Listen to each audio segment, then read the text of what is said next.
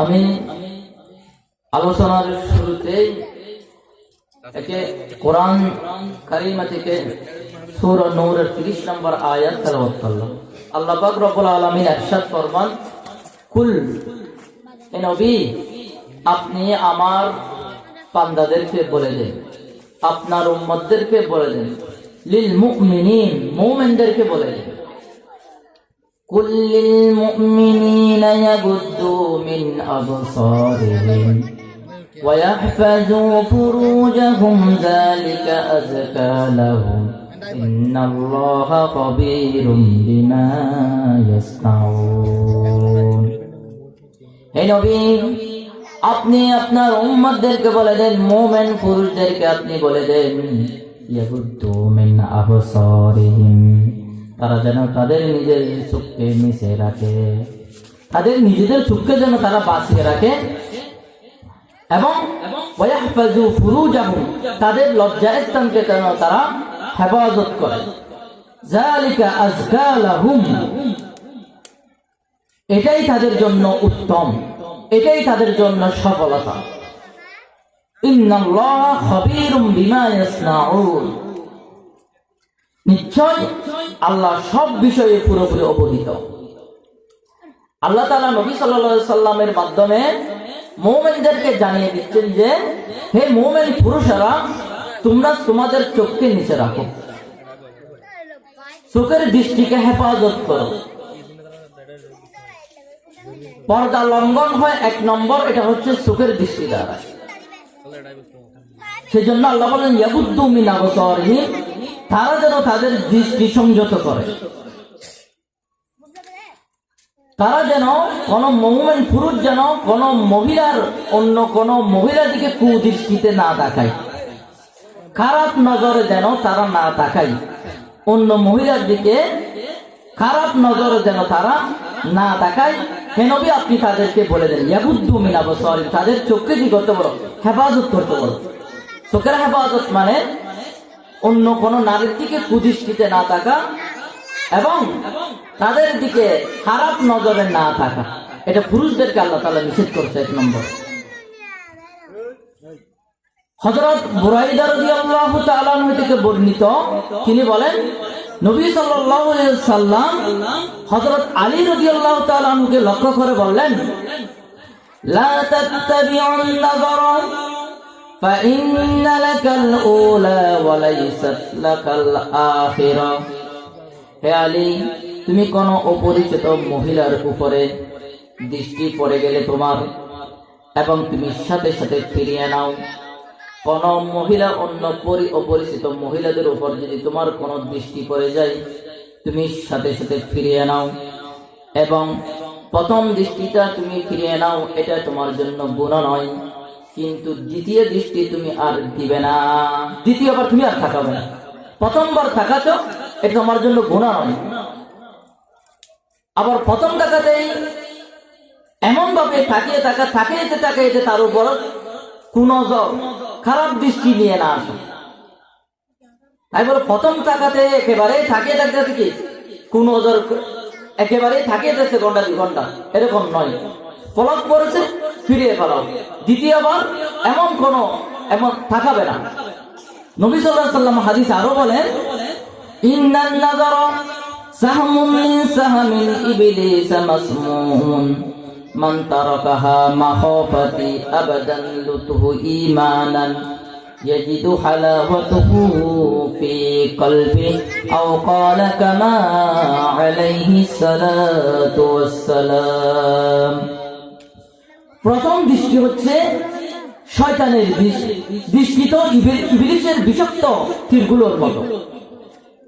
বিষাক্ত তীর যেমন মানুষের শরীরের মধ্যে ঢুকলে মানুষের ক্ষতি হয়ে যায়, মানুষের শরীরের মধ্যে ক্ষত বিক্ষত হয়ে যায়, ঠিক তেমন কোন পুরুষ যখন কোন মহিলার দিকে কুদৃষ্টিতে তাকায়, খারাপ নজর দিয়ে যখন তাকাবে, তখন তার ঈমান নষ্ট হয়ে যাবে, তার ঈমান ধ্বংস হয়ে যাবে, তার আমলগুলো বরবাদ হয়ে যাবে।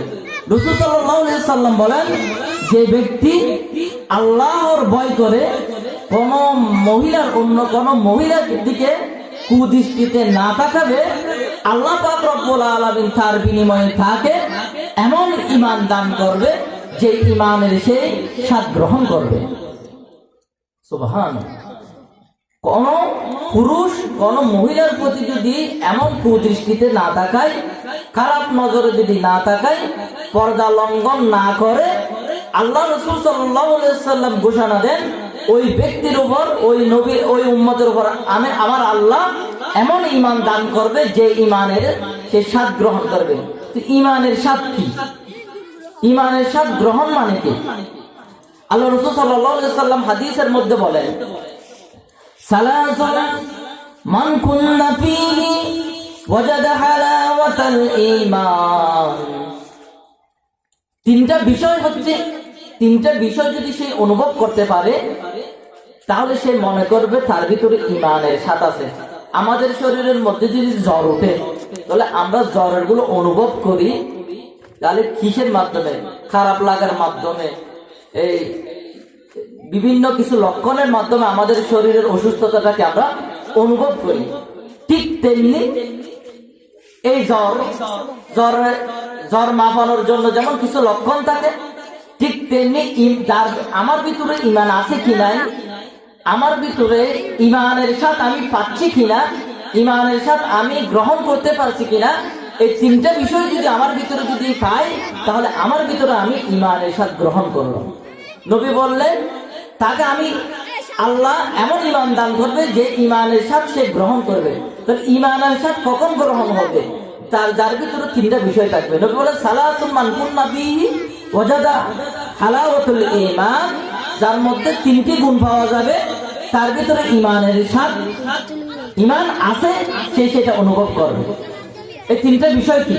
এক নম্বর, আন ইয়াকুনাল্লাহ ওয়া রাসূলুহু আহাব্বু ইলাইহি মিম্মা সিওয়াহুমা। এক নম্বরে, যে ব্যক্তি তার প্রতিটা কাজে কর্মে আল্লাহ এবং রসুলেরকে প্রাধান্য দিবে, তার প্রত্যেকটা কাজে কর্মে সব কিছুকে আল্লাহ এবং রসুলের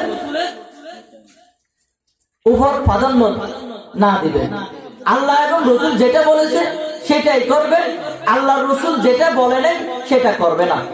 তাহলে নবী সাল্লাল্লাহু আলাইহি ওয়াসাল্লাম হাদিসের মধ্যে বলেন পর্দা করো, তাহলে পৃথিবীর অন্যান্য সব মানুষ যদি পর্দার বিভক্ত যায় তাহলে সে একজন আল্লাহ এবং রসুল যেটা হুকুম করেছে পর্দা করার জন্য বলেছে তিনি পর্দার কথায় পর্দা মেনে নিবে। সে পুরুষ হোক সে নারী হোক, সে পর্দা মেনটেন করে চলবে। কারণ সে যদি পর্দা মেনটেন করে না চলে তাহলে সে আল্লাহ এবং রসুলের বিপরীত চলে গেল।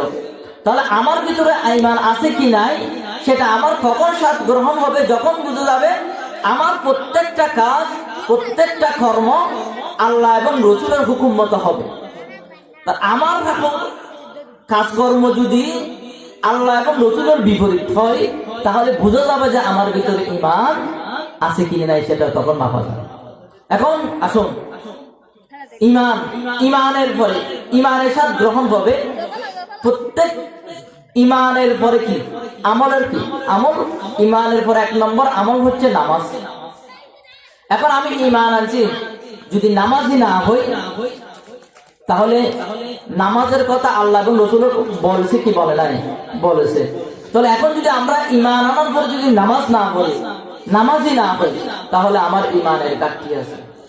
ঈমান আনার পরে যদি আল্লাহ এবং রসুলের যা হুকুম করেছে তার বাহিরে যদি আমাদের চলাফেরা হয়, আমাদের ব্যবসা বাণিজ্য, চাকরি, বিয়ে, শাদী, অনুষ্ঠান আদি সবকিছু যদি ইসলামের বিপরীত হয়ে যায়, তাহলে আল্লাহ এবং রসুলের হুকুমের বিপরীত হয়ে যায়, তাহলে আমি কি আল্লাহ এবং রসুলকে প্রাধান্য দিয়েছি নাকি শয়তানকে প্রাধান্য দিয়েছি?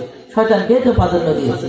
তাহলে নবী বলতেছেন যে যার ভিতরে তিনটা গুণ থাকবে, এক নম্বর গুণ হচ্ছে সে আল্লাহ এবং রসুলকে প্রাধান্য দিবে, সেই ঈমানের স্বাদ গ্রহণ করবে। তাহলে আল্লাহ এবং রসুলের স্বাদ গ্রহণ প্রাধান্য হবে। আল্লাহ এবং রসুল কোরআন এবং হাদিসের মধ্যে যা হুকুম করেছে, যা আদেশ করেছে, যা নির্দেশ দিয়েছে, সেই মোতাবেক আমাদের চলতে হবে। এই মোতাবেক চললে আমরা ঈমানের স্বাদ গ্রহণ করব। দুই নম্বরে বলতেছে ওয়ান ইউহিব্বুল মারআ লা ইউহিব্বু ইল্লা লিল্লাহ। এক মুসলমান আরেক মুসলমানকে ভালোবাসবে আল্লাহর সন্তুষ্টির জন্য। এক মুসলমান আরেক মুসলমানকে ভালোবাসবে কার সন্তুষ্টির জন্য? আল্লাহর সন্তুষ্টির জন্য। এখন তো আমরা একে অপরকে ভালোবাসি স্বার্থের জন্য। তাহলে রাসূল সাল্লাল্লাহু আলাইহি ওয়াসাল্লাম হাদিসের মধ্যে বলেন, কোন মানুষ যখন কোন মানুষকে যদি স্বার্থের জন্য ভালোবাসে, কিয়ামতের দিন ফেরেশতারা তাদের পায়ের মধ্যে শিকল বেঁধে টেনে টেনে তাদেরকে জাহান্নামের মধ্যে নিয়ে যাবে। তাহলে 2 নম্বর যে আমাদের ঈমানের আছে কি নাই এটা আমাদের বুঝতে পারবো তখনই যে আমরা এক মুসলমান আরেক মুসলমানকে ভালোবাসবো কিসের বিনিময়ে? একমাত্র শুধু আল্লাহর সন্তুষ্টির জন্য। 3 নম্বর যে কথা বলা হয়েছে, ওয়ান ইয়াকরাহা আন ইয়াউদা ফিল কুফরি কামা ইয়াকরাহা আন ইয়াকযাবা ফিন নার, যে গুনার কাছ থেকে ফিরে আসলো, আবার পুনরায় গুনার কাছে ফিরে যাওয়াটাকে এমন ভাবে ঘৃণা করে যে তাকে আগুনে নিক্ষেপ করলে যেমন সে ঘৃণা করে, আগুনে নিক্ষেপ করাটাকে যেমন ঘৃণা করে, ঠিক তেমন গুনার কাছে ফিরে যাওয়াটাকে কি করবে? ঘৃণা করবে। যেমন ধরেন একজন মানুষকে যদি আগুনে ফেলে দেয়, এটা কি পছন্দ করবে মানুষ? পছন্দ করবে না। ঠিক তেমন একজন মানুষে আগে নামাজ পড়তো না, এখন নামাজ হয়ে গেল। আগে গুনাহ করতো, এখন গুনাহ করে না। আগে পর্দা করতো না, এখন পর্দা করে। ওই মুমিন ব্যক্তি, ওই মুমিন পুরুষ সেই গুনার কাছ থেকে ফিরে এসে তওবা করে ফিরে আসলো, পুনরায় আবার গুনার কাছে ফিরে যাওয়াটাকে এমন ভাবে ঘৃণা করবে, তাকে যে আগুনে ফেলে দিলে সে যেভাবে ঘৃণা করবে, ওই গুনার কাছ থেকে এভাবে ঘৃণা করবে। নবী বলেন তার ভিতরে ঈমান আছে। তাহলে 3টি কারণে বোঝা যাবে যে তার ভিতরে ঈমান আছে কিনা নাই। 1 নম্বর হচ্ছে কি, তার প্রত্যেকটা কাজে কর্মে আল্লাহ এবং রাসূলকে প্রাধান্য দিবে। 2 নম্বরে সেই মানুষকে এক মুমিন আরেক মুমিনকে ভালোবাসবে আল্লাহর জন্য। 3 নম্বরে গুনার কাছ থেকে ফিরে এসে ওই গুনার কাছ থেকে ফিরে আসার পরে ওই গুনাহের কাছে ফিরে যাওয়াটা আগুনে নিক্ষেপ করার মতো করে ঘৃণা করবে। তার নবী বলেন, কোন ব্যক্তি যদি তার চোখের হেফাজত করে, তার দৃষ্টি সংযত করে, কোন অন্য মহিলা দিকে কুদৃষ্টিতে না তাকায়, তাহলে আমি তাকে এমন ঈমান দান করব আল্লাহ সুবহানাল্লাহ। নবী সাল্লাল্লাহু আলাইহি ওয়াসাল্লাম হাদিসের মধ্যে আরো বলেন, আন্নাহু ক্বালা মান নাযারা ইলা মুহাসিনিন ইমরাআতিন আজতানিবাতিন আন শাহওয়াতিন সুব্বা ফি আইনিহি লিআন্নাকা ইয়াউমাল কিয়ামাহ। কোন মুমিন পুরুষ যদি অন্য কোন মহিলার দিকে যদি কুদৃষ্টিতে তাকায়, খারাপ নজরে যদি তাকায়, আল্লাহ তাআলা কিয়ামতের ময়দানে, কিয়ামতের দিন ওই পুরুষের চোখের উপর আল্লাহ তাআলা সীসা ঢেলে দেবে। গরম সীসা ঢেলে দেবে কিয়ামতের দিন, তার চোখের মধ্যে উত্তপ্ত আগুন ঢেলে দিবে আল্লাহ তাআলা, কোন মহিলার দিকে যদি কুদৃষ্টিতে যদি কোন পুরুষ যদি তাকায়। আল্লাহ রাসূলের একজন সাহাবী হযরত সালাবা রাদিয়াল্লাহু তাআলা আনহু, সাহাবীদের ঈমান কেমন ছিলেন? সাহাবীদের ঈমান, তারা তাদের ঈমান দিকে তাকালে আমাদের ঈমানের কোনো মূল্য থাকে না। আল্লাহ রাসূলের একজন সাহাবী হযরত সালাবা রাদিয়াল্লাহু তাআলা আনহু, তিনি মসজিদ থেকে নবীর পিছনে নামাজ আদায় করে, নামাজ আদায় করার পরে সেই যখন বাড়ির দিকে রওনা হচ্ছে, এমন তো অবস্থায় রাস্তা দিয়ে হাঁটার সময় রাস্তার পাশে একজন মহিলার ঘর আছে। সেই মহিলাটি গোসল করতেছে। গোসল করা অবস্থায় বাতাসের ঢেউ এসে পর্দা ছুটে গেছে এবং সালাবার চোখটা ওই মহিলার দিকে পড়েছে। সালাবা রাদিয়াল্লাহু তাআলা ওই মহিলার গোসল করা অবস্থায় এক নজর দেখেছে। দেখার সাথে সাথে অজান্তে দেখে ফেলেছে, ভুলবশতে দেখেছে। যখন সে দেখছে, সাথে সাথে চোখ ফিরিয়ে আল্লাহর কাছে ক্ষমা চায়, আল্লাহ আমি কি করলাম, আমি কি দেখলাম, আমি তো গুনাহ করে ফেললাম, আমি তো অপরাধ করে ফেললাম, আমি তো দৃষ্টি সংযত করতে পারলাম না, আমি তো দৃষ্টিকে আমি রক্ষা করতে পারলাম না, আমার দ্বারাই পর্দা লঙ্ঘন হয়ে গেছে, আমি গুনাহ করে ফেলেছি, ও আল্লাহ আমি তো অপরাধ করে ফেলেছি। এই বললে সালাবা রাদিয়াল্লাহু তাআলা আনহু কান্নাকাটি করতে লাগলো। কান্না করতে করতে বাড়ির মধ্যে চলে গেল। বাড়িতে চলে গিয়ে আল্লাহর কাছে দোয়া করতেছে। হযরত আদম আলাইহিস সালাম যে দোয়া করেছেন, রব্বানা যালামনা আনফুসানা ওয়া ইল্লাম তাগফির লানা ওয়া তারহামনা লানাকুনান্না মিনাল খাসিরিন। ও আল্লাহ, আমি নিজের উপর জুলুম করেছি, আমি গুনাহ করেছি, আমি পর্দা লঙ্ঘন করেছি। ও আল্লাহ, আমি ভুলবশত গুনাহ করেছি, আল্লাহ আমাকে ক্ষমা করে দাও। সালেবার মন টিকতেছে না, সালেবার মন মানতেছে না। সালেবা কান্না করতে করতে বাড়ি থেকে বের হয়ে গেল। বের হয়ে যেতে যেতে সে মরুভূমির দিকে হাঁটতে হাঁটতে পাহাড়ের দিকে চলে গেল। এমন সময় সেই সালেবা কান্নাকাটি করতেছে। তার কান্নার আওয়াজ এতই জোরালো ছিল, বনের পশু পাখিরা পর্যন্ত ঘুমাতে পারে না তারা কান্নার জন্য। 2 দিন 3 দিন পর্যন্ত খানা নাই, পিনা নাই, শুধু আর কান্নার কান্না। সালেবার এই কান্না দেখে আল্লাহ পাক রব্বুল আলামিন আর সহ্য হলো না। আল্লাহ পাক রব্বুল আলামিন জিব্রাইলকে ডাক দিয়ে বললেন, হে জিব্রাইল, আমার নবীকে গিয়ে বলো আমার সালেবার দিকে একটু লক্ষ্য করতে। নবী সাল্লাল্লাহু আলাইহি সাল্লাম নামাজ অবস্থায় ছিলেন। তিনি নামাজের সালাম ফিরিয়ে বললেন, ও আমার সাহাবীরা, আমার সালেবা কই? তখন দেখতেছে সালেবা নামাজের মধ্যে নাই। তখন নবী সাল্লাল্লাহু আলাইহি ওয়াসাল্লাম সাহাবীদেরকে বললেন, সালেবার একটু খোঁজ নাও, সালেবা কোথায় গেছে একটু খোঁজ খবর নাও। আবু বকর, উমর, উসমান, আলী তার সাথে সাথে সালেবার ঘরের মধ্যে গেলেন। সালেবার বাবাকে জিজ্ঞাসা করলেন, সালেবা কোথায়? সালেবার বাবা বললেন, আজকে 2 দিন পর্যন্ত সালেবার কোনো খোঁজ খবর নাই। সালেবাকে আমরা পাচ্ছি না, সালেবা কোথায় চলে গেছে জানি না। সারা সাহাবীরা নবীর দরবারে চলে এসে নবীকে এসে বলতেছেন, ইয়া রাসূলুল্লাহ, সালেবাকে বাড়ির মধ্যে পাওয়া যাচ্ছে না, সালেবা কোথায় গেছে? নবী বলতেছেন, ও আমার সাহাবীরা, সালেবাকে খনো আমার সালেবাকে কোনো দুশমনেরা হত্যা করে ফেলেছে কিনা দেখো। কোন ইসলামের দুশমনেরা আমার সালেবাকে কোনো হত্যা করেছে কিনা, তোমরা একটু আমার সালেবার খোঁজ খবর নাও। আবু বকর, আলী, হযরত উমর রাদিয়াল্লাহু তাআলা আনহু এবং হযরত উসমান রাদিয়াল্লাহু তাআলা আনহু তারা দুজন ভাগ করে চারিদিকে সালেবার খোঁজ খবর নিতে লাগলো। চারিদিক থেকে খোঁজ খবর নিয়ে এসে দেখতেছে সালেবের কোনো খোঁজ খবর পেল না। নবীর দরবার এসে বললেন, ইয়া রাসূলুল্লাহ, আমার সালেবাকে পেলাম না। নবী বললেন, ও ওমর, ও উসমান, তোমরা দুজনে একটু পাহাড়ের দিকে দেখো, পাহাড়ের অঞ্চলের দিকে গিয়ে আমার সালেবের খোঁজ খবর নাও।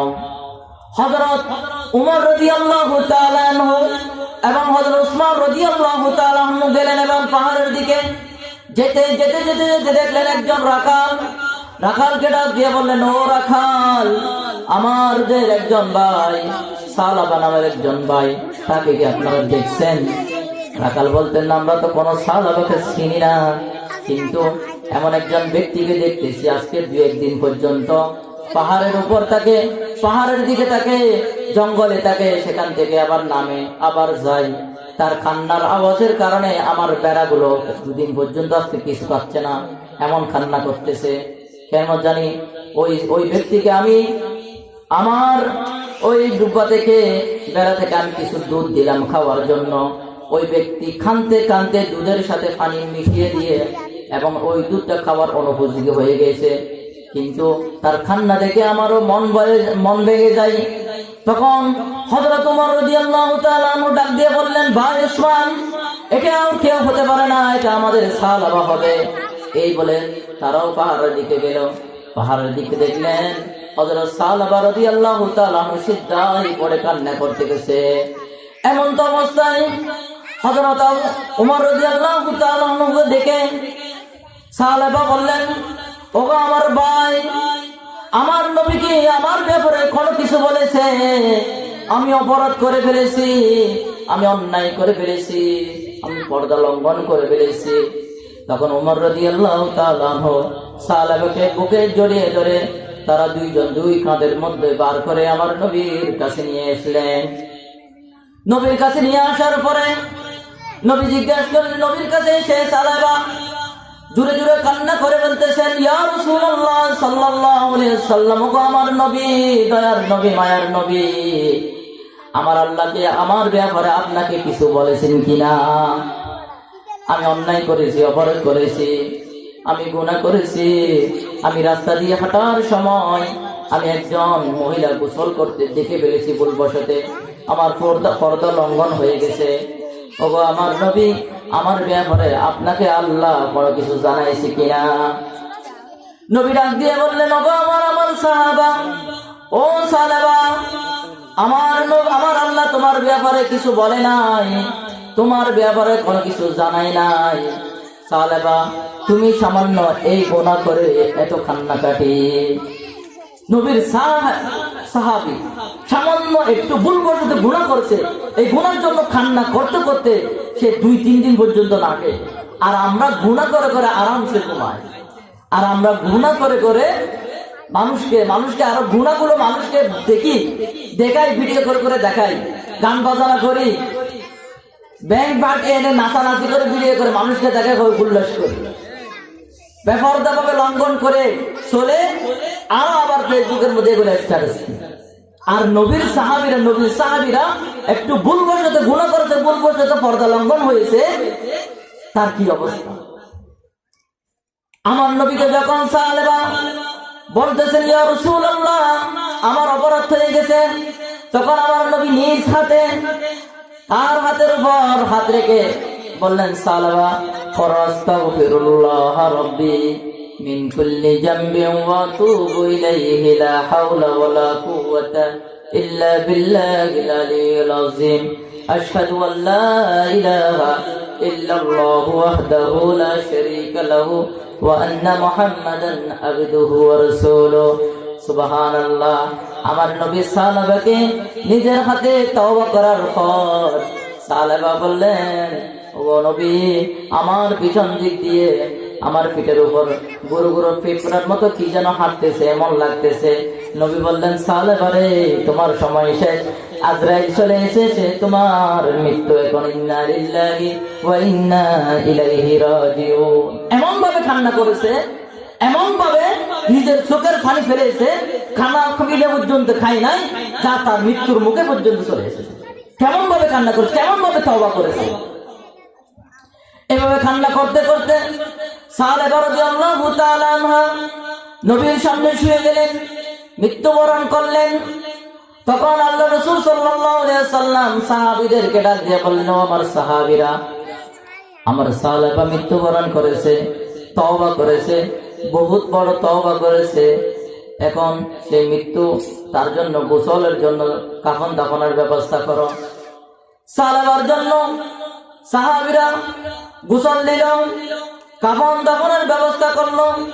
নবী বললেন, আমার সাহাবাকে ওই ময়দানের মধ্যে নিয়ে যাও, ওই ময়দানে গিয়ে আমার সাহাবার জন্য জানাজা হবে। তখন সাহাবীরা খাটের উপর শোয়াইয়ে নিয়ে যাচ্ছে জানাজার জন্য। আমার নবী পিছন দিক দিয়ে ধীরে ধীরে হাঁটে হেঁটে আসতেছে। লাশ ওই ময়দানের মধ্যে পৌঁছে গেছে।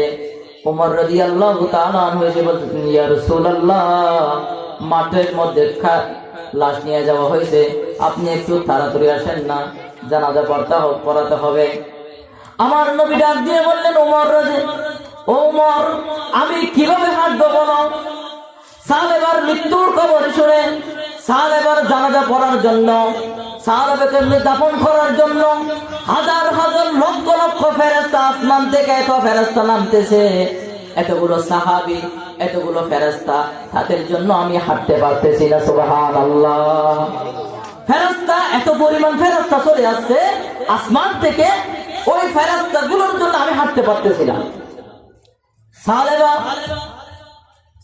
রাদিয়াল্লাহু তাআলা কেমন তওবা করেছে, গুনাহ কি রকম, গুনাহ কি করছে, শুধুমাত্র একটু করে পর্দা লঙ্ঘন হয়েছে, এটার জন্য। তাহলে এই সাহাবা রাদিয়াল্লাহু তাআলা এই সামান্য একটু করে গুনাহ হওয়ার কারণে আল্লাহর কাছে কিভাবে তওবা করলেন। আর আমরা যুবক ভাইরা, এই সাহাবার বয়স ছিল 16 বছর। তখন 16 বছরের একজন ছেলে, সে এখনো পরিপূর্ণ যুবক হয় না, যুবক হয়ে উঠেছে। মাত্র যুবক হয়ে উঠেছে যে সে একটু গুনাহ করেছে, শুধুমাত্র এক শিল্পী পরিমাণ কি হয়েছে, পর্দা লঙ্ঘন হয়েছে, এর কারণে সে কি কান্না করতে করতে মৃত্যু সঞ্চয় করে দিয়েছে। কেমন তওবা করেছে, আর আমরা গুনাহ করি আর হই উল্লাস করি, কেমন যুবক আমরা। সেই জন্য আল্লাহ পাক রব্বুল আলামিন বলেন, কুল্লিল মুমিনিনা ইয়াগুদ্দু মিন আবসারিহিম, হে আমার নবী আপনার উম্মতদেরকে বলে দেন, ইয়াগুদ্দু মিন আবসারিহিম, তারা যেন তাদের চোখে হেফাজত করে, চোখের হেফাজত করে। চোখের জানা হচ্ছে দেখা। ইয়াগুদ্দু মিন আবসারিহিম ওয়া ইয়াহফাজু ফুরুজাহুম, তারা যেন তাদের লজ্জাস্থানের হেফাজত করে, লজ্জাস্থানের হেফাজত করে। নবী সাল্লাল্লাহু আলাইহি সাল্লাম বলেন, ও আমার উম্মতেরা, তোমরা যদি দুইটা জিনিসের গ্যারান্টি দিতে পারো, আমি তোমাদের জন্য জান্নাত ওয়াজিব করে দেব। কয়টা জিনিসের হেফাজত? দুইটা জিনিসের যদি হেফাজত, যদি গ্যারান্টি যদি তোমরা যদি আমাকে দিতে পারো, তোমাদের জন্য জান্নাতে নেওয়া যাওয়ার জন্য আমি নবীর উপর ওয়াজিব হয়ে যাব, আমি নবী জিম্মাদার হয়ে যাব। দুইটা জিনিসের তোমরা হেফাজত করো। এক নম্বর হচ্ছে 2 টুট আর 2 লানের মাঝখান, 2 টুট 2 লানের মাঝখান, অর্থাৎ কি লজ্জাস্থান হেফাজত।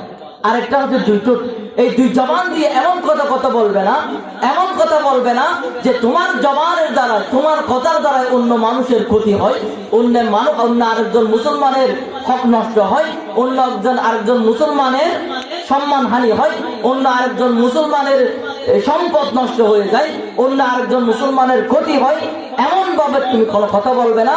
তোমার জবান দিয়ে যেন কোনো ধরনের ফাঁসা কালাম বাইর না হয়, খারাপ কথাবার্তা বের না হয়, এমন ভাবে তুমি চলাফিরে করবে। দুটা জিনিসের যদি হেফাজত করতে পারো, আমি রবি তোমাদের জন্য জান্নাতে নিয়ে যাবো। এক নম্বর হচ্ছে কি 2 লানের মাঝখানে লজ্জাস্থানের হেফাজত, অর্থাৎ জেনা থেকে বেঁচে থাকা। আরেকটা হচ্ছে কি 2 টুটের হেফাজত। কোন বিবাহিত পুরুষ এবং বিবাহিত নারী যদি জেনা করে, শরীয়তের ফয়সালা হচ্ছে তাদেরকে মাটির মধ্যে পুঁতে পাথর মেরে নিক্ষেপ করে তাদেরকে কি করা, শাস্তি দেওয়া। এবং ফতোয়ার কিতাবের মধ্যে বলে, যদি কোন বিবাহিত পুরুষ বিবাহিত নারী যদি জানা করে, এমন যদি প্রমাণ হয়, তাকে মাটির মধ্যে পুঁতে পাথর মেরে হত্যা করো। যদি সেই মারা যায় এবং তার ওই বাকি যেই মায়ের গুলো বাকি থাকবে, ওগুলো তার খবরের উপর কিন্তু কি করো, মারে আসো, এমন শাস্তি। সেই জন্য যে 1 নম্বর আগে পুরুষদেরকে কি করতে হবে, পুরুষদেরও পর্দা আছে, শুধু নারীর পর্দা নয়, পুরুষের। এই আয়াতের সূরা নূরের 30 নম্বর আয়াত আল্লাহ কাদের পর্দা করতে বলতেছে, কুল্লিল মুমিনিন ইয়াগুদ্দু মিন আবসারিহিম, পুরুষ মুমিন পুরুষদেরকে কথা বলতেছে। হে মুমিন পুরুষরা, তোমরা আগে তোমাদের চোখ দৃষ্টি সংযত করো, অন্য মহিলার দিকে কুদৃষ্টি দিকে খারাপ নজরে তাকিয়ে না। জলিল কদর সাহাবী হযরত আবু হুরায়রা রাদিয়াল্লাহু তাআলা আনহু বলেন, অঙ্গ প্রত্যঙ্গেরও জেনা আছে। আদম সন্তানের জন্য বিবিচার একটি অংশে নির্দিষ্ট করা আছে, এটা সে নিঃসন্দেহ পাবে। অর্থাৎ আদম সন্তানকে আল্লাহ তাআলা জেনার একটা পরীক্ষায় অবশ্যই হবে। আদম সন্তানদের একটা পরীক্ষায় অবশ্যই হবে। এটা কিসের পরীক্ষা? জেনার পরীক্ষা। এটা সবার দ্বারা হবে, আলেম হোক, মুফতি হোক, সাদি হোক, গাজী হোক, সবার উপর একটা পরীক্ষা আসবে। এটা হচ্ছে কিসের? জেনার। এই পরীক্ষাটা আসবে যদি আদম সন্তান। তো পরীক্ষাগুলো কিরকম হবে, জেনাগুলো কিরকম? 200 জানা হচ্ছে অন্য কোন মহিলা যদি কুদৃষ্টিতে থাকা, খারাপ নজরে থাকা। কানের জানা আছে, কানেরও জানা হয়। কানের জানা কি? অশ্লীল কথাবার্তা শোনা, অশ্লীল গান বাজানো শোনা, অশ্লীল গান শোনা, এটা হচ্ছে কি কানের জানা। এই যে আমরা বিয়ে সাথে করে গান বাজানো করি না, এগুলো হচ্ছে এগুলা, এই গান যেগুলো গান শুনে এগুলো আমাদের জানার বলা হচ্ছে। এই গানের মধ্যে এগুলো কি ভালো গান? এগুলোর মধ্যে ইয়ে নেই, পর্দা লঙ্ঘন নাই। এই যে গানগুলো আমরা শুনি, এই গানগুলো এই প্রত্যেকটা বিয়ের মধ্যে এখন কমন হয়ে গেছে গান বাজানা। এই জানা গান বাজানো মানে কি? জানা, কানের জানা। শুনছিস যে এটা কিসের জানা? কানের জানা। আর দেখতেছি মোবাইলের মধ্যে গান দেখতেছি, অশ্লীল ভিডিও দেখতেছি, এগুলো চোখের জানা। কানে শুনতেছি, কানের জানা। এরপরে বলতেছেন যে কথাবার্তার মাধ্যমে একটা জানা আছে, অশ্লীল কথা বলা, অশ্লীল কথা বলা, এটা হচ্ছে কি? কথাবার্তার জানা। এরপরে হাতের জানা, স্পর্শ করা, এটা হাতের জানা। এরপরে যাতায়াত, কোথাও গান বাজানা চলতেছে, অশ্লীলতা চলতেছে, সেখানে আপনি যাচ্ছেন হেঁটে হেঁটে, এই হেঁটে হেঁটে যাওয়াটাই হচ্ছে হাঁটার জানার গোনা। মনের মধ্যে অন্য কোন মহিলাকে নিয়ে কুপবৃত্তির ধারণা করা, এটা হচ্ছে মনের জানা। এই জানা, এই জানার পরীক্ষা আদম সন্তানকে আল্লাহ তাআলা করবে। এই জন্য আল্লাহ পাক রব্বুল আলামিন পর্দা করা এটা মুসলমানদের জন্য ফরজ করে দিয়েছে। নামাজ পড়া যেমন ফরজ, রোজা রাখা যেমন ফরজ, ঠিক পর্দা করো এটা একটি ফরজ। প্রত্যেকটা ফরজের জন্য মানুষকে জবাবদিহিতা করতে হবে।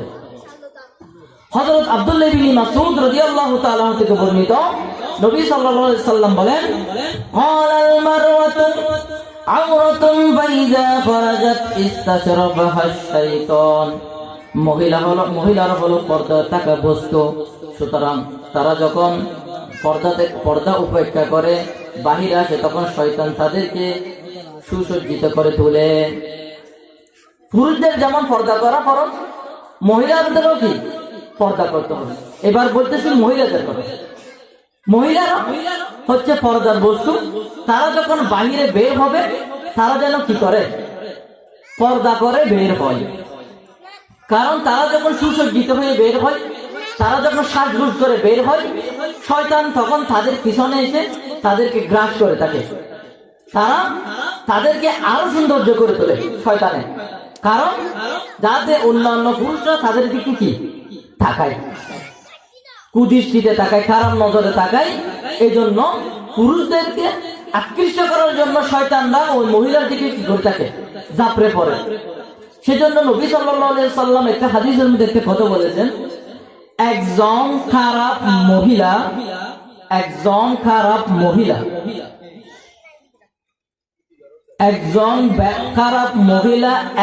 জন খারাপ পুরুষের চেয়েও নিকৃষ্ট।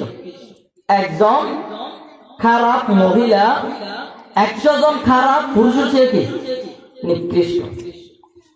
আর একজন ভালো মহিলা, একজন নামাজি মহিলা, একজন পর্দাশীল মহিলা, একজন আল্লাহওয়ালা মহিলা, একজন নবী প্রেমিক মহিলা 100 জন ভালো পুরুষের চেয়ে উত্তম। সুবহানাল্লাহ। 100 জন ভালো পুরুষের চেয়ে কি উত্তম। একজন ভালো পুরুষ সেই রোজা রাখে, নামাজ পড়ে, একেবারে আল্লাহর ওলি হয়ে গেছে, একবার মকবুল। এর চেয়েও ভালো একজন মহিলা। 100 জন ভালো পুরুষের চেয়েও একজন মহিলা কি ভালো মহিলা ভালো। সুবহানাল্লাহ। এটা নবীর হাদিস। সেজন্য নবী সাল্লাল্লাহু আলাইহি সাল্লাম বলেন, হে আমার উম্মতের মহিলারা, তোমরা বাহির হওয়ার সময় পর্দা করে বের হও, পর্দা করে বের হও। তোমরা যদি শ্বাসগুল করে যদি বের হও, শয়তান তোমাদের পিছনে এসে চাপড়ে ধরবে, যাতে অন্যান্য পুরুষরা তোমাদের দিকে তাকিয়ে গুনাহ করে। আর পুরুষরা মহিলাদের যে অঙ্গের দিকে তাকাবে, যেই দিকে তাকাবে সেদিকে আগুন লাগিয়ে দিল। নবী বলেন, তাদের অঙ্গনের মধ্যে কি লাগা দিচ্ছে? পুরুষরা আগুন লাগিয়ে দিচ্ছে। হাসরের ময়দানে সেই জায়গার মধ্যে আগুন দিয়ে জ্বালানো হবে। সেজন্য নবী সাল্লাল্লাহু আলাইহি সাল্লাম যখন মেরাজে গেলেন, মসজিদের আকসা থেকে, মসজিদের হারাম থেকে যখন মসজিদের আকসা পর্যন্ত নিয়ে যাওয়ার সময় আল্লাহ রাসূল সাল্লাল্লাহু আলাইহি ওয়াসাল্লাম কিছু আযাব দেখাইছে। 10 প্রকার মানুষের আযাব দেখাইছে। তার মধ্যে 1 প্রকার মহিলার আযাব দেখেছে। নবী সাল্লাল্লাহু আলাইহি ওয়াসাল্লাম স্বয়ং সশরীরে সরাসরি দেখে এসেছে 1 প্রকারের মহিলা। ওই মহিলা হচ্ছে তারা যারা পোশাক পরেও নগ্ন, পোশাক পরেও কি নগ্ন। আমাদের দেশে দেখেন না, পোশাক আছে, কিন্তু তারপরও কি নগ্ন। পোশাক পরছে কি পরে নাই দেখো বুঝাও যায় না। পোশাক পরেও যে পোশাক পরছে এটা পোশাকের মতন, সে পোশাক পরেও নগ্ন। আল্লাহ রাসূল সাল্লাল্লাহু আলাইহি সাল্লাম দেখে আসছে ওই সমস্ত মহিলাদের স্তনে আগুনের শিকল দিয়ে ঠেকে তাদেরকে ঠেকে রাখছে জাহান্নামের মধ্যে। সেজন্য যারা অশ্লীলতা বেহায়াপনা এগুলো ছড়িয়ে পড়ায় তাদের জন্য আল্লাহ পাক রব্বুল আলামিন কঠিন আযাব রেখেছে। আল্লাহ পাক রব্বুল আলামিন সূরা নূরের 19 নম্বর আয়াতে বলেন, ইন্নাল্লাযীনা ইউহিব্বুনা আন তাশিআল ফাহিশাতু ফিল্লাযীনা আমানু লাহুম আযাবুন আলীমুন ফিদ দুনিয়া ওয়াল আখিরাহ ওয়াল্লাহু ইয়ালামু ওয়া আনতুম লা তা'লামুন। ইন্নাল্লাযীনা যারা নিশ্চয় যারা ইউহিব্বুনা ভালোবাসে পছন্দ করে কি আনতাশি আল ফাহিশা ফাহিশা কালাম ফাহিশা কাজকর্ম বেপরদা গান বাজানা অশ্লীলতা বেহায়াপনা এগুলো পছন্দ করে ভালোবাসে। ইউহিব্বুনা মুজাররসিকে ভালোবাসবে, যতক্ষণ তারা ভালোবাসবে এই কি অশ্লীলতাকে এই বেহায়াপনাটাকে ভালোবাসতে থাকবে, যতক্ষণ পর্যন্ত থাকবে আল্লাহ তাআলা বলেন আনতাশি আল ফাহিশা কালাম বেপরদা এই অন্যায় ফাহিশা কালাম ফাহিশা কাজ এগুলো পছন্দ করতে থাকবে, যতদিন করতে থাকবে আল্লাহ তাআলা ফিল্লাযীনা আমানু যারা মুসলমানদের মধ্যে নির্লজ্জতা প্রসার করতে থাকে, অর্থাৎ বেহায়াপনা প্রচার করতে থাকে, গান বাজনা প্রচার করতে থাকে। গান বাজনার সিস্টেম এটা চালু রেখে দেয়। কিভাবে চালু রাখে? এই যে আমার বাড়িতে বিয়ে হয়েছে, আমি গান বাজনার আয়োজন করেছি, আমার দেখা দেখায় আরেকজনকে উদ্বুদ্ধ করেছি, এই দেখা দেখায় আরেকজনকে উদ্বুদ্ধ করেছি, এই দেখা দেখায় আরেকজনকে উদ্বুদ্ধ করেছি। তাহলে আমি যদি আমার অনুষ্ঠানের মধ্যে যদি গান বাজনা না করে যদি ইসলামিক সঙ্গীতের আয়োজন করতাম, একটা ওয়াজ মাহফিলের আয়োজন করতাম, ইসলামিক সংস্কৃতি কিছু আয়োজন করতাম, তাহলে আমার জায়গায় আরেকজনে করতো। এখন তো আমি বেহায়াপনায় আমি জারি রেখেছি। আমি একজন নামাজি, নামাজও পড়ি, মানুষকে ভালো কথা বলি, আবার আমার ঘরের মধ্যে যখন বেহায়াপনা শুরু হয় তখন নারে তাকবীর, আল্লাহু আকবার, নারে রিসালাত, নারে গাউসিয়া, আহলে সুন্নাত ওয়াল জামাত জিন্দাবাদ জিন্দাবাদ। প্রধান অতিথির আগমন, শুভেচ্ছার স্বাগতম, শুভেচ্ছার স্বাগতম, প্রধান অতিথির আগমন, নারে তাকবীর, আল্লাহু আকবার, নারে রিসালাত, ইয়া রাসূলুল্লাহ, নারে গাউসিয়া, ইয়া রাসূল আযম দস্তগীর, আহলে সুন্নাত ওয়াল জামাত জিন্দাবাদ জিন্দাবাদ। প্রধান অতিথির আগমন, শুভেচ্ছার স্বাগতম, শুভেচ্ছার স্বাগতম, প্রধান অতিথির আগমন, নারে তাকবীর, আল্লাহু আকবার, নারে রিসালাত, ইয়া রাসূলুল্লাহ, নারে গাউসিয়া, ইয়া রাসূল আযম দস্তগীর, আহলে সুন্নাত ওয়াল জামাত জিন্দাবাদ।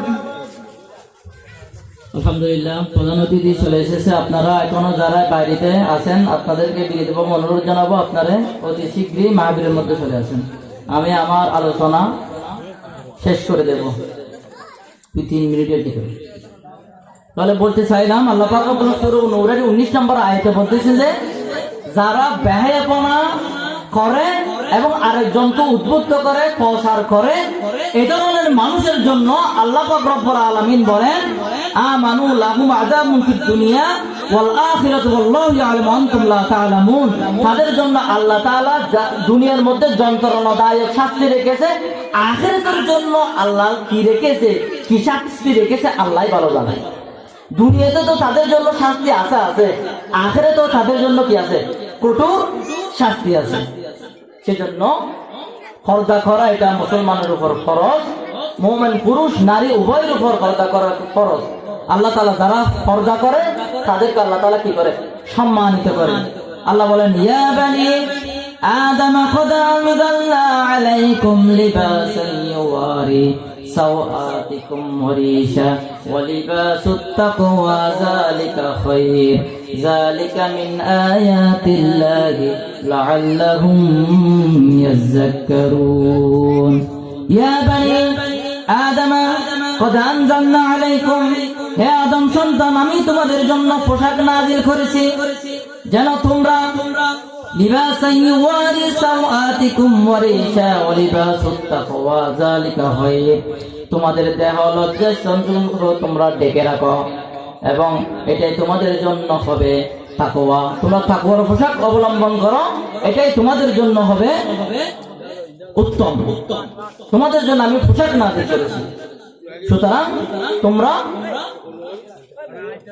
পোশাক দ্বারাই তোমাদের লজ্জা স্থানগুলো ঢেকে রাখো যেভাবে আল্লাহ রাসূল সাল্লাল্লাহু আলাইহি ওয়াসাল্লাম পর্দা করতে বলেছে সেভাবে তোমরা পর্দা করো আমি সর্বশেষ একটি হাদিস বলে আমার আলোচনা শেষ করব মহিলাদের জন্য পুরুষদের কথা তো বলেছি পুরুষদেরকে বলেছে আল্লাহ তোমরা দৃষ্টি সংযত করো এবং লজ্জা স্থানের হেফাজত করো মহিলাদের জন্য জান্নাতে যাওয়া একেবারেই সহজ একেবারেই সহজ নবী সাল্লাল্লাহু আলাইহি সাল্লাম চারটি কথা বলেছে হাদিসের মধ্যে এই চারটা কাজ যদি কোনো মহিলা করে তাহলে ওই মহিলার জন্য জান্নাতে যাওয়া একেবারে সহজ নবী সাল্লাল্লাহু আলাইহি সাল্লাম বলেন ইজা সাল্লাতিল মারআতু খামসাহা কোন মুমিন মহিলা যদি 5 ওয়াক্ত নামাজ পড়ে 5 ওয়াক্ত নামাজ যদি ঠিকভাবে পড়ে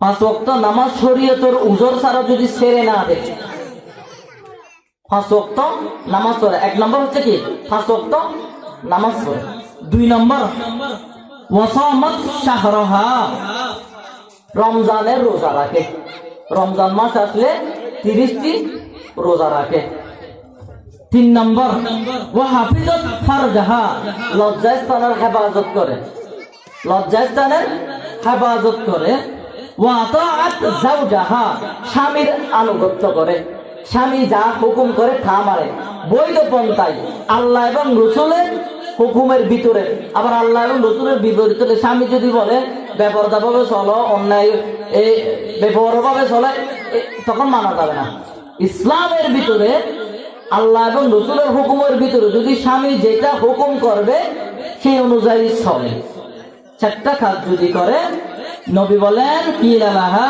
উদখুলিল জান্নাতা মিন আইয়ি আবওয়াবিল জান্নাতি শিকতা তার জন্য জান্নাতের 8টি দরজা খুলে দেবে বলবেন এ আমার বান্দানি তোমার যেটা দিয়ে ইচ্ছা হয় সেটা দিয়ে তুমি প্রবেশ করো জান্নাতের মধ্যে সুবহানাল্লাহ শুধুমাত্র কয়টি কাজ 4টি কাজ তাহলে মহিলাদের জন্য জান্নাতে যাওয়ার সহজ নাকি কঠিন সহজ 1 নম্বর কি 5 ওয়াক্ত নামাজ পড়ো 2 নম্বর হচ্ছে রমজানের রোজা রাখো 3 নম্বর হচ্ছে লজ্জাস্থানের হেফাজত করো 4 নম্বর হচ্ছে স্বামীর আনুগত্য করো কোন দুনিয়ার মধ্যে যদি কোনো স্ত্রী যদি স্বামীকে কষ্ট দেয় কোন দিনদার স্বামীকে যদি কষ্ট দেয় আপনার স্বামী নামাজি আপনার স্বামী নামাজ পড়ে আপনার স্বামী আল্লাহর হুকুম রাসূলের আদর্শ মতো চলে আপনাকে সেভাবে চালাতে চায় আপনাকে সেই অনুযায়ী চালাতে চাই আপনি বলতেছেন যে আমি চলবো না আপনি আপনার ইচ্ছা মতো চলেন তাকে কষ্ট দেন তখন সাথে সাথে আসমানের হুরেরা ডাক দিয়ে বলে এই হতভাগা নারী তুমি কাকে কষ্ট দিতেছো যার জন্য আমরা দোকানের মতো সাজিয়ে জান্নাতের মধ্যে তাকে আমরা আদর যত্ন করব তাকে তুমি কষ্ট দিতেছো তোমার অভিশাপ অভিশাপ অভিশাপ জান্নাতের হুররা ওই মহিলাদের উপর কি করতে থাকে অভিশাপ দিতে থাকে যে যারা স্বামী নামাজ পড়ে স্বামী রোজা রাখে স্বামী সৎ পথে চলে এবং স্ত্রীদেরকে চলাতে চায় কিন্তু স্ত্রীরা সেভাবে চলতে চায় না ওই সমস্ত স্ত্রীদের উপর জান্নাতের হুররা কি দিতে থাকে অভিশাপ দিতে থাকে নাউজুবিল্লাহ আল্লাহ তাআলা আমাদেরকে হেফাজত করুন সেজন্য যে আমি খুতবার শুরুতে যে কোরআন শরীফের আয়াত তেলাওয়াত করলাম যে আমাকে নির্দিষ্ট একটা বিষয় দেওয়া হয়েছে এই পর্দা নারী ও পুরুষের পর্দার গুরুত্ব তা আমি এই রূপটা কিন্তু অনেক বড় সমাজের মধ্যে এই রূপটা কিন্তু বড় ডাক্তারটা দিয়েছে কিন্তু ছোট আমি এই রোগের চিকিৎসা করতে গিয়ে ডাক্তার হিসেবে কি ছোট এই রোগের চিকিৎসা করতে পারবে মদন বক্তারা বড় বড় বক্তারা এই রোগের চিকিৎসা করার মতো যোগ্যতা এলেম আমার নাই, তারপরেও আল্লাহ পাক রব্বুল আলামিন যতটুকু তৌফিক দিয়েছে আমার নবীর উসিলায় আমি যতটুকু পারি ততটুকু বলেছি। সেজন্য আল্লাহ তাআলা বলেন, আমার উম্মতের পুরুষরা তোমরা তোমাদের দৃষ্টি সংযত করো এবং লজ্জাস্থানের হেফাজত করো। হে আমার উম্মতে মুহাম্মাদীর মহিলারা, তোমরা 5 ওয়াক্ত নামাজ পড়ো, রমজানের রোজা রাখো, লজ্জাস্থানের হেফাজত করো এবং স্বামীর আনুগত্য করো, তোমাদের জন্য জান্নাত আমি সহজ করে দেব। আল্লাহ পাক রব্বুল আলামিন এই আলোচনাগুলোর ভিতরে আমাকে এবং আপনাদের সকলকে আমল করার তৌফিক দান করো। ওয়া আখিরু দাওয়ানা আলহামদুলিল্লাহি রাব্বিল আলামিন। আসসালামু আলাইকুম ওয়া রাহমাতুল্লাহি ওয়া বারাকাতুহু। মারহাবা। অত্যন্ত সুন্দরভাবে বিষয়বস্তুর উপর আজকে আলোচনা করেছেন। আজকে